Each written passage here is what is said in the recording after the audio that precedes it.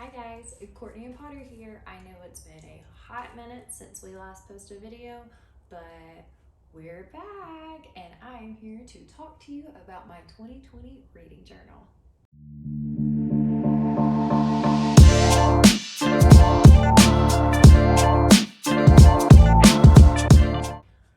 Okay, so like I said, I know it's been a hot minute since the last time I posted a video with the holidays and stuff, and I started a new job.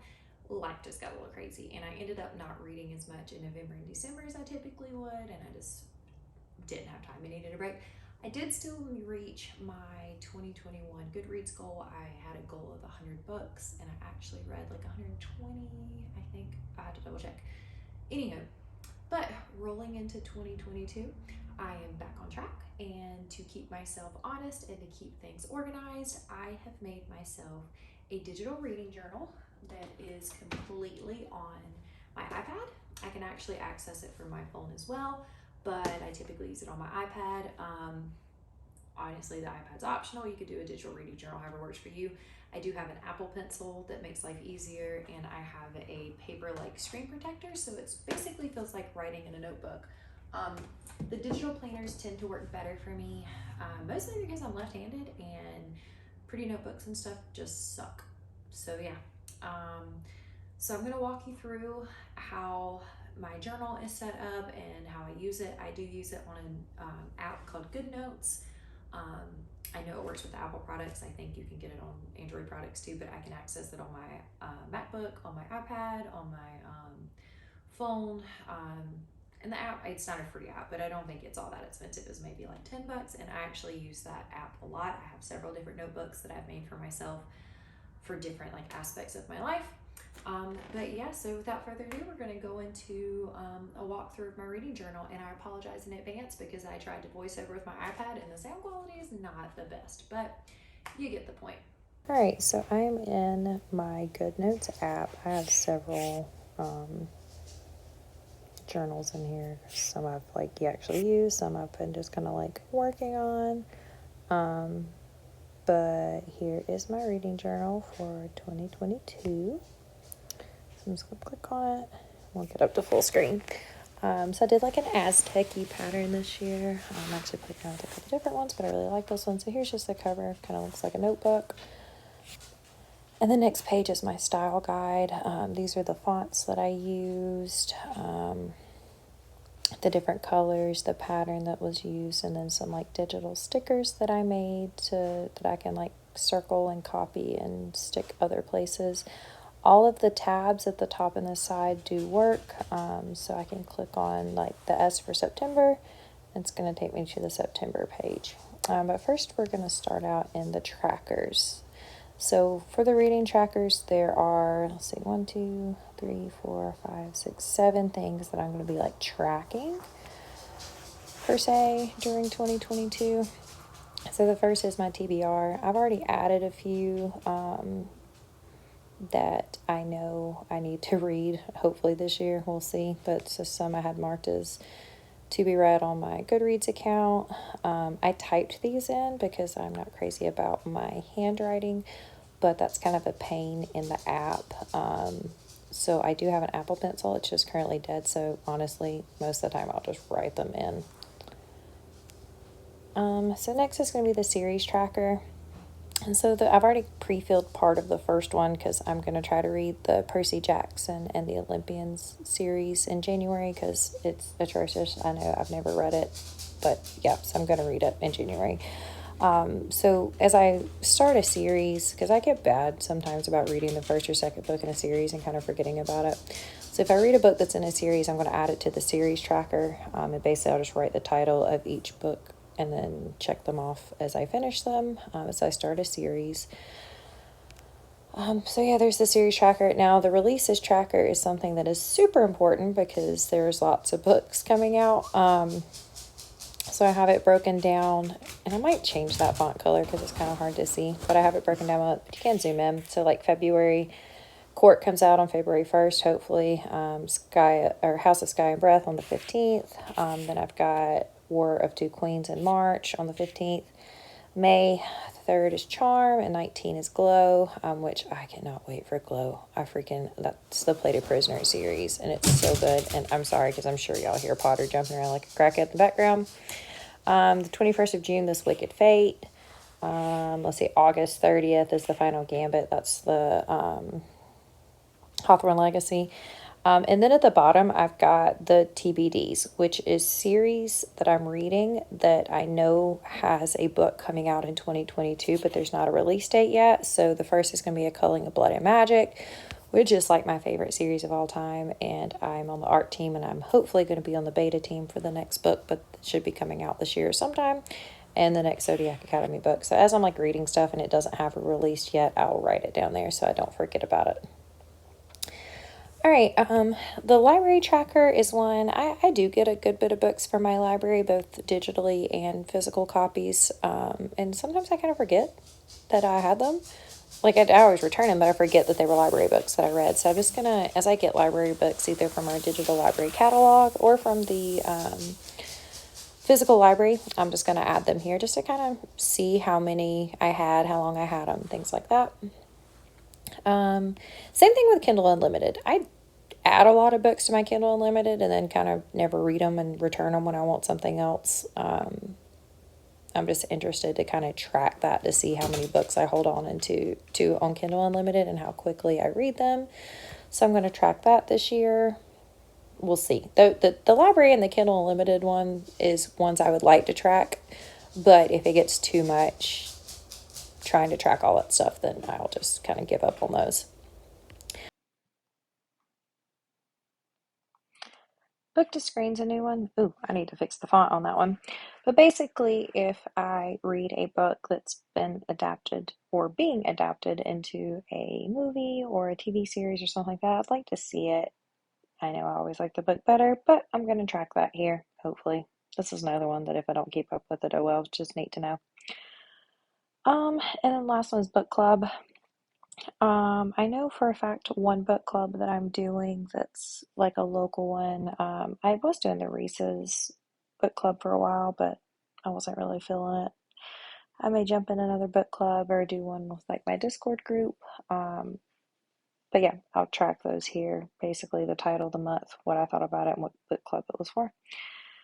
So, yep, that's it for the trackers. So, next tab we're going to go to is the challenges. And this was one of my favorite parts because I love challenges. I actually started out with like 15 different challenges in here, and I was like, yeah, I'm going to get overwhelmed and just give up. So, I've broken it down to smaller ones. I only have 5 here.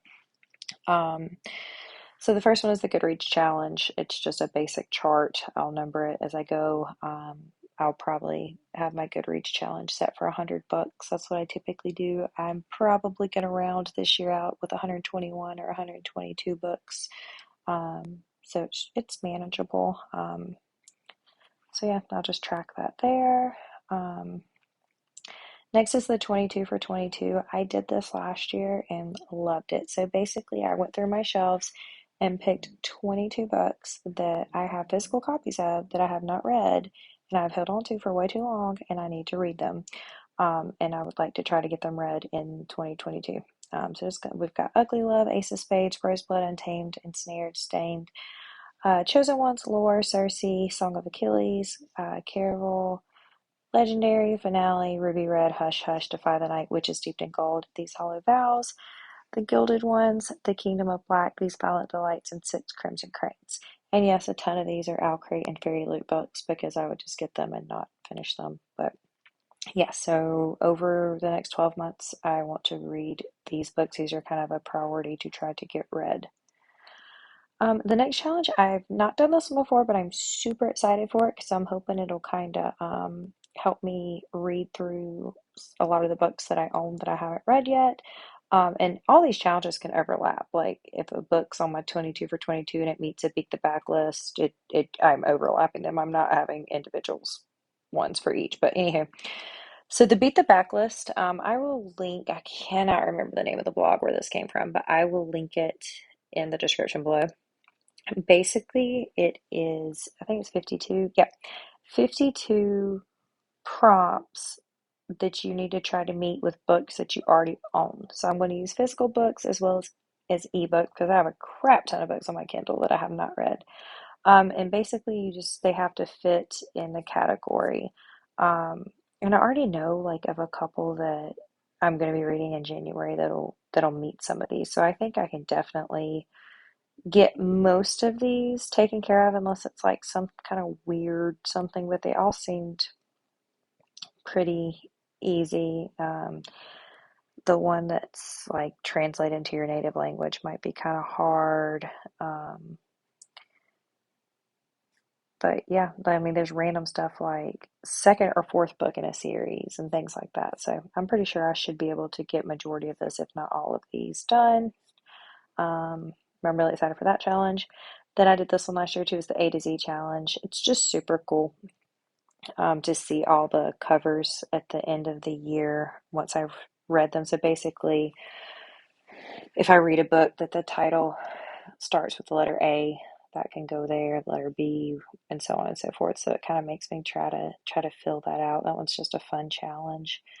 And then the last one is this romance challenge. It's a 12 prompt, so one per month that I found. And again, I can't remember the name of the blog that it came from, but I'll link it below. And I'm pretty sure this is the one that there's like a story graph group for as well.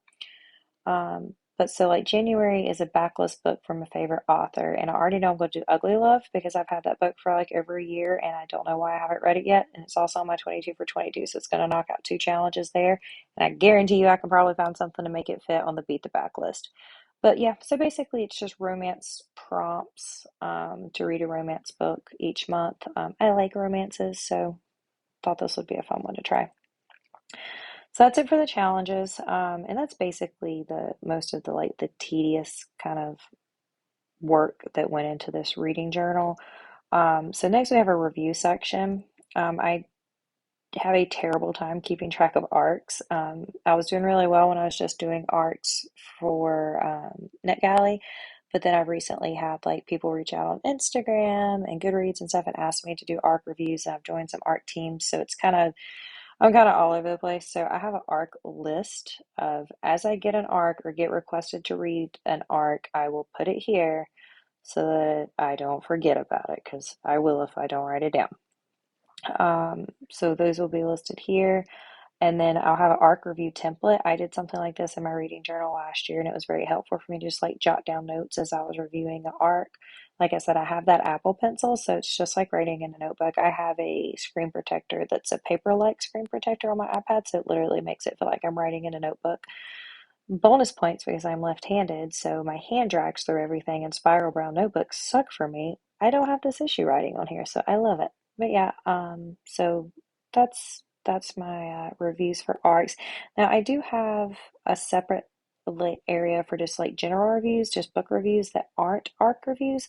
I don't write very many in-depth reviews for books that aren't arcs because I tend to read a lot of the more popular books that already have pages and pages and pages of reviews. So I just typically just don't review them versus just putting my like star rating. But if I read some books that aren't as popular, I do like to do the reviews for them just to help kind of spread the love. And it's literally the same thing as my ARC template. After that is have a note section, and basically I've got it broken down to booktube notes for just when I have ideas about what types of videos I want to make, book talks, then just random reading notes and just other. And then at the end, I have my end of the year stats where I can look at each month and the year as a whole, where I'll track how many physical books I read that month, how many ebooks, how many audiobooks. And then hybrid is something that I think is a little bit more unique to me that I like to track. A lot of the times I do a hybrid version of an audiobook and a Kindle book, especially with like some of the longer books. I think I've done this with every Sarah J. Maas book I've ever read, um, minus a couple of the Throne of Glass ones. But basically, these longer books, I get the ebook and the Audible version, so I can read when I'm wanting to read, and then when I'm doing things like working or driving or I'm at the barn, I can be listening to the same book as an audiobook. So I count those as hybrids because I did a little bit of both. And then the total, how many arcs I read, how many books I hauled, how many booktube videos I made, and how many book talks I made. So I can track them for each month and kind of see them as a whole. So, and then after that, we'll go into our month spread. I've already set up a little bit for January to kind of get my idea of how I wanted this to go. So, this is the main page for each month. Again, you can click the little like tabs on the side to take you to each month. Um, and each month is set up identical, so you can start it, and these hyperlinks will take you to them. I'm just going to flip the page. So first you have the calendar, which I've got the dates out. If a book is being released, even though I have it on my release page, if I know it's being released that month, I will typically note it down here just to set myself as a reminder. And I'll also write like release dates for arcs and things like that, just so I can see it as at a glance and remind myself, hey, I should probably have this read by X date, is it's because it's published and blah blah blah blah. So yeah, that's basic calendar. Next is going to be like my TBR.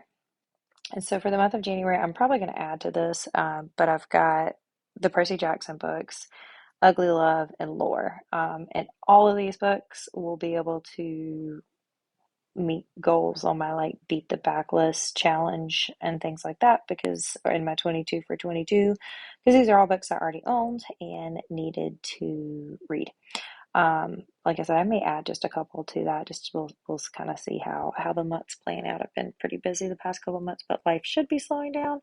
Then on the opposite page, as I read a book, I will screenshot the cover and upload it here so I can just see at a glance the pretty covers of all the books that I read that month. Or yeah, so that month. And then next, books hauled. I want to track how many books that I physically purchased. This does not count for Kindle books or Kindle Unlimited books, or library books or e-library books or Audible books that I used my Audible credit for. These are only going to be books, audiobooks, and ebooks that I have physically forked out money for that's not a subscription in that month.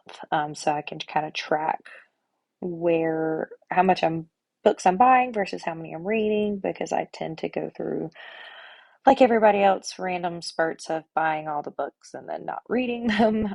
So to just track what book it is, medium is ebook, audiobook, or physical, the date purchase, and I like to know where I purchased it from. Like, did I get this all online? Did I get it from a secondhand bookstore? Did I get it from Barnes and Noble or Books a Million? So just kind of so I can kind of look at the end of the year and see how many books I bought. Um, Next, this is the month overview. So this is actually the page that I will probably spend the most time on. Um, the days read, and I actually need to come through here and add my highlighter colors. I haven't done that yet, but basically I'll color in how many days I read, and right here, so I'll zoom in, this will have a highlighter color on it that coordinates that I just haven't done yet. So basically the color, if I read like less than an hour, I'll color it in that square in that color. If I've read more than an hour, I'll color it in that color. If I read more than 2 hours, I'll color it in that color. So I can track to see how many days I've read that month. Then this is kind of the stack overview. I'll just tally it as I go. How many physical books, ebooks, audiobooks, hybrid, arcs, yada yada. I'll just tally it. Then at the end of the month, I'll pick a book of the month. So my favorite book that I read that month. Um, Over here's a little wrap up. Again, another tally system of how many 5-star, 4-star, 3-star, 2-star, 1-star, and DNF books, and then just a little area to write down some cool quotes of the books that I read that month. And then down here we have a kind of like scale for three of the challenges that aren't like monthly based. So the Goodreads, the 22 for 22, and the Beat the Backlist challenge. Basically, and I just noticed that on the 22 for 22, half of the lines in that chart are dotted and half are solid, and one of the lines is dotted or one of the lines is solid in the 50 in the backlist. Whatever. It's not perfect, but it works. But basically, at the end of the month, I'll start kind of highlighting almost like a thermometer of how close I am to meeting each goal. Just thought it'd be neat to kind of physically see how close I am to beating these challenges. But yeah, then it's going to roll into February, which is literally set up the exact same, and so on and so forth.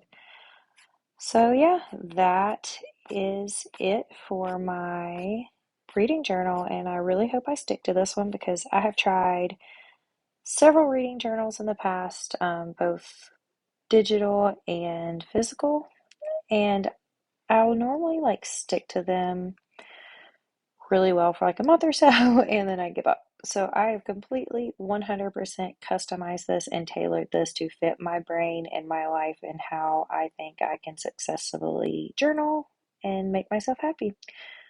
So yeah, that's pretty much it. All right, so that's a wrap. Hopefully, I can stick to this reading journal. I am very excited for it because this is the first time I've 100% designed my own to fit what I need and what works with my brain. So we'll see. My plan is to kind of give a little shot of the monthly overview page when I do my what I read this month videos. Um, but yeah, so I have a couple videos planned hopefully to come out this month, and we'll get back on track of making at least monthly, if not bi-weekly videos, and keep going. So as always, you can check me out on TikTok or on Instagram. Links in the bio below. Hope y'all have a good one.